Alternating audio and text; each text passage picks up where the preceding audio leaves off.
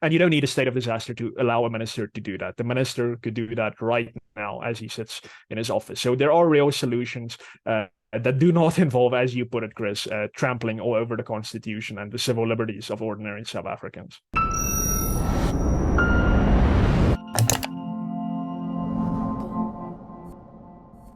Will a possible state of disaster solve the problems that plague Eskom and South Africa's wider electricity market? Joining me to unpack is Deputy Head of Policy Research at the Institute of Race Relations, Martin van Staden. Martin, thanks very much for being on the channel. Can you tell us a little bit about what might be going on here with this mooted state of disaster?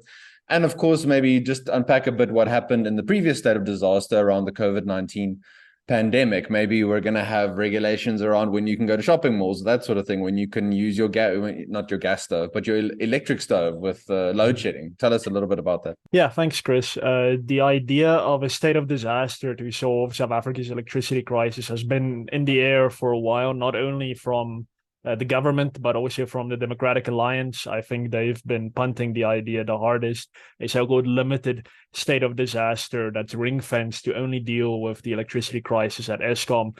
And this has been going around for a while. So even if no disaster is declared now, it's still, I think, on the national agenda. So it's certainly worth talking about. And I mean, history is there for us to learn from. It's not only an interesting story, and we've all gone through it. Between 2020 and 2021, South Africa was subjected to a state of disaster with multiple so-called lockdowns associated with it. And the government during this time simply suspended civil liberties and constitutional rights wholesale, and very much disregarded the limitations on its power, and also accountability mechanisms like reporting to parliament and so forth. We remember that Ibrahim Patel, Minister of Trade and Industry, banned South Africans from purchasing hot chicken or open-toed sandals or tank tops for a while. Minister of Cooperative Governance, Nkosazana Dlamini Zuma, banned alcohol and tobacco sales for many months. The reason for the tobacco ban was because she thought people might lick when they create their cigarettes, they might lick it and pass it around and spread COVID. When people saw, they put saliva on the paper. Becky Cele, police minister, at least attempted to tell minibus taxis that they have to drive with their windows open and at half capacity. Of course, the minibus taxi industry completely ignored him, rightly so, I would say. And of course, he tried to ban people from going to the beaches, which are probably the safest places to be in the midst of a pandemic of this nature. Businesses all around the country had to close because of government said, if we don't deem the work that you're doing to be so-called essential, you have to close your doors if you can't have your people working from home. So I think the highest estimate was that 1 million additional South Africans became unemployed, and certainly hundreds, if not thousands, if not tens of thousands of small businesses had to completely close down. You think restaurants or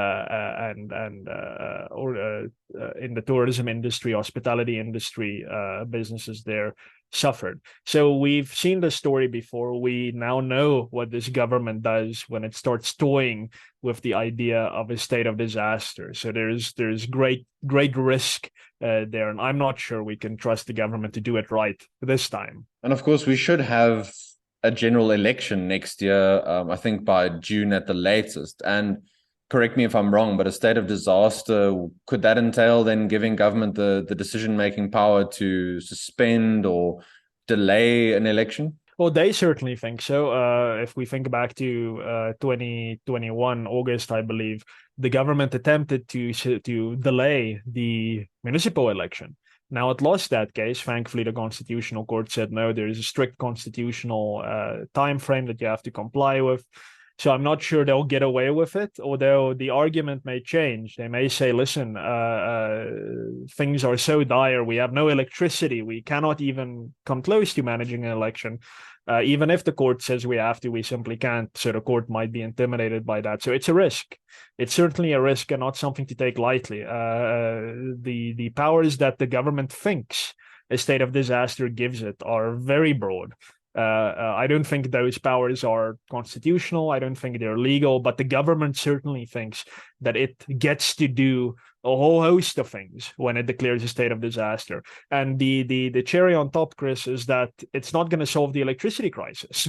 The DA and the ANC now are coming up with this thing that if we have a state of disaster, it allows government to sidestep its procurement regulations and things that obstacles stand in the way of adding new generation capacity, and there's a lot of red tape. Now it's nonsense. We will remember that lockdown was operationalized by way of regulations. There was a declaration of a state of disaster, and then ministers issued regulations. So there would need to be regulations anyway. So in the same vein, if there's a regulation that stands in the way of adding more generation capacity, the relevant minister simply needs to withdraw that regulation. It's part of the regulation process. The ministers have the power. If there's national legislation that stands in the way, a state of disaster is not going to allow a minister or NERSA or ESCOM to violate national law. That's not what a state of disaster does. So that changes nothing. It's not going to expedite the adoption of bills in parliament. So that when you zone in on the electricity crisis we're experiencing and the very real regulatory obstacles that stand in the way of South Africa getting out of the crisis, the state of disaster is not going to solve that problem. The only thing it's going to solve is it might lead to many people around the world, maybe, and maybe in certain affluent areas of South Africa, thinking, oh, the president is being decisive. He's giving decisive leadership. Look how seriously he's taking it. We've declared a national state of disaster. So this is window dressing. The government wants to seem to be taking it seriously, even though I think we know the government is not really taking load shedding seriously.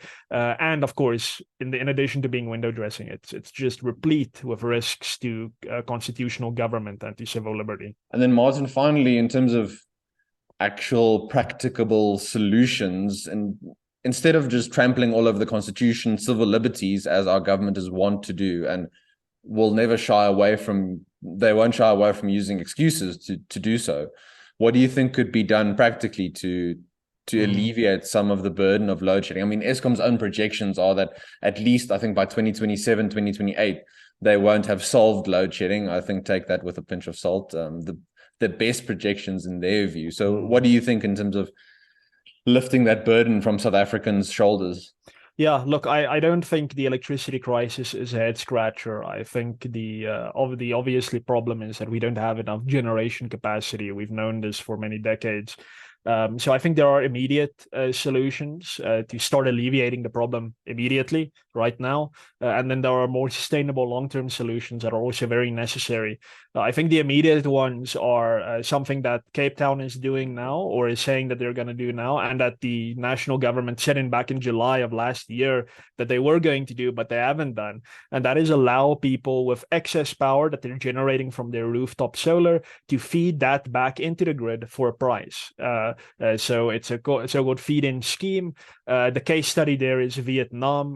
The Solidarity Research Institute published a report on that middle of last year, where they said in Vietnam, only the feed-in scheme from ordinary houses and businesses feeding back into the grid, they generated something like 16,000 megawatt in a very short space of time, because they rolled that out at a very large scale. And that contributed significantly to solving Vietnam's load shedding crisis, which, as it happened, started around the same time as our load shedding crisis. I think theirs started in 2007.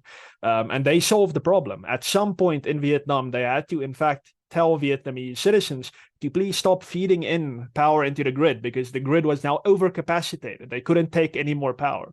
So that problem is solved. So that's one immediate solution: allow feed in from households.